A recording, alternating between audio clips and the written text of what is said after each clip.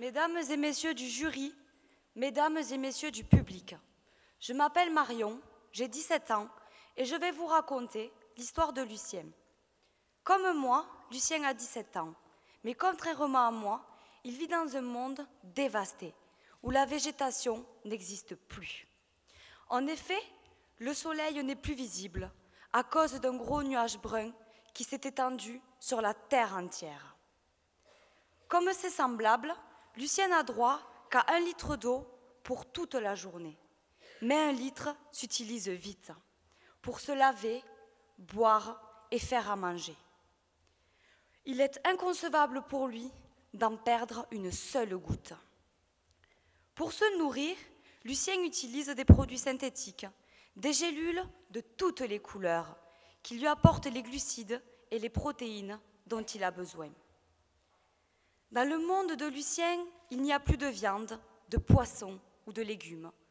Bien trop radioactif, tout cela le tuerait sûrement. Lorsqu'il sort de chez lui, d'ailleurs, j'ai oublié de vous préciser que Lucien vit dans une très grande ville. Il doit mettre un masque sur son nez, car l'air n'est plus respirable, et une combinaison aussi, car la couche d'ozone n'existant plus, les rayons ultraviolets le tueraient quasi instantanément.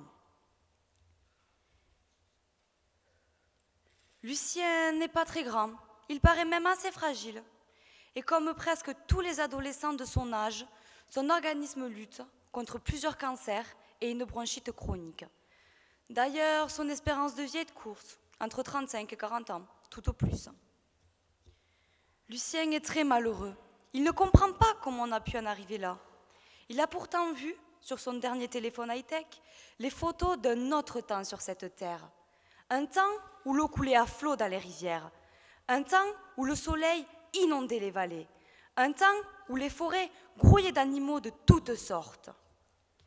Son grand-père lui a alors expliqué que les hommes avant lui avaient été bien égoïstes et qu'ils auraient dû écouter et prendre au sérieux les discours de nombreux scientifiques. Mesdames et messieurs, comme vous l'avez compris, Lucien ne vit pas comme moi en 2014. Non, il vit en l'an 2070 et il pourrait être votre petit-fils ou bien encore votre arrière-petit-fils. Il vit dans un monde inacceptable, insupportable, abominable. Mais je pense que pour beaucoup d'entre vous, cette histoire vous semble invraisemblable, que vous n'y croyez pas. Une histoire de science-fiction supplémentaire, me direz-vous. Pourtant, des indices, ici ou là, ne nous montrent-ils pas que notre Terre commence déjà à ressembler au monde de Lucien?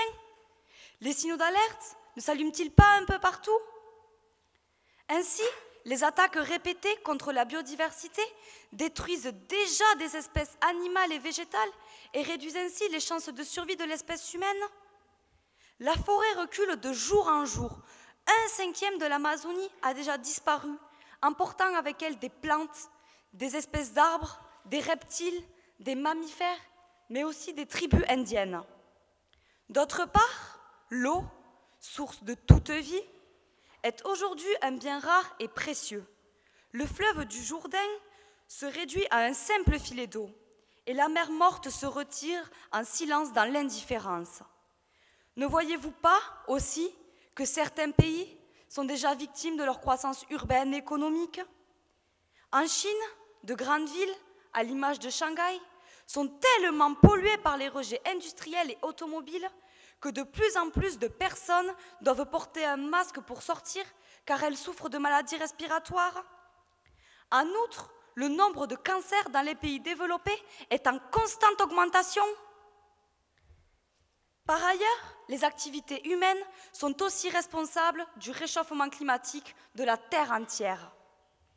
Les gaz à effet de serre agrandissent tous les jours un peu plus le trou dans la couche d'ozone en Antarctique. Enfin, l'histoire des habitants de l'île de Pâques ne doit-elle pas nous servir d'exemple? Toujours plus nombreux, les Pasquans ont coupé tous les arbres de leur île et exploité toutes les ressources naturelles que leur offrait leur terre, jusqu'à l'effondrement de leur civilisation tout entière. Oui, mesdames et messieurs, si nous n'y prenons pas garde aujourd'hui, nos enfants pourraient très bien vivre dans le même monde que Lucien. Il est temps je crois, d'agir et d'ouvrir les yeux. Dans tous les cas, vous ne pourrez pas dire que vous ne saviez pas. N'attendez pas que les autres agissent, mais impliquez-vous individuellement pour changer les choses. Écoutez et croyez enfin les discours des scientifiques. Ensemble, remettons en question radicalement nos modes de vie pour préserver la planète. N'en voulons pas toujours plus, car un jour, nous n'aurons peut-être plus rien. Les générations à venir ont droit à la terre que nous avons. Mais maintenant, sans remettre à demain, nous sommes aujourd'hui responsables individuellement et collectivement de la terre que nous laisserons demain à nos enfants. Mesdames et messieurs, je vous remercie.